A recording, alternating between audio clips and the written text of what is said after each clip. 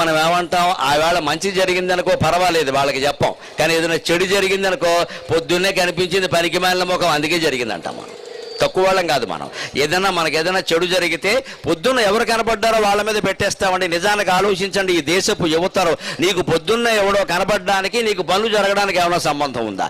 ఈ శకునాలు, బల్లిపాట్లు, పిల్లి కోతలు ఇవన్నీ మానేయగలిగితేనే మనం బాగుంటాం. ఖచ్చితంగా ఈ గుడి నమ్మకాలు పోగొట్టుకోగలిగితేనే మనం బాగుంటాం. మన జీవితాన్ని నిలబెట్టేవి రెండు. ఒకటి ఆత్మవిశ్వాసం, రెండు పరమాత్మ విశ్వాసం. ఒకటి ఆత్మవిశ్వాసం, రెండు పరమాత్మ విశ్వాసం. మన మీద మనకి నమ్మకం ఉండాలి. మనని పుట్టించిన భగవంతుడి మీద నమ్మకం ఉండాలి. మనకు ఉండాల్సింది బల్లిపాట్లు, పిల్లి కోతలు కాదండి. బల్లి పిల్లిన మన జీవితాలను నిర్ణయించేది. మాట్లాడడానికి బుద్ధి జ్ఞానం లేదా? ఎదురుగా వచ్చిన శకునాన్ని బట్టి నీ పనులు అవుతాయో కాదో ఉంటాయి. దానికి మనకి సంబంధం ఏమిటండి అసలు? పైగా ఇవాళ రోడ్లు ఎలా ఉన్నాయి? పూర్వంలా పల్లెటూళ్ళు కావు. ఖమ్మం బజార్ అయినా, సత్తుపల్లి బజార్ అయినా 100 మంది ఇటు వస్తారు,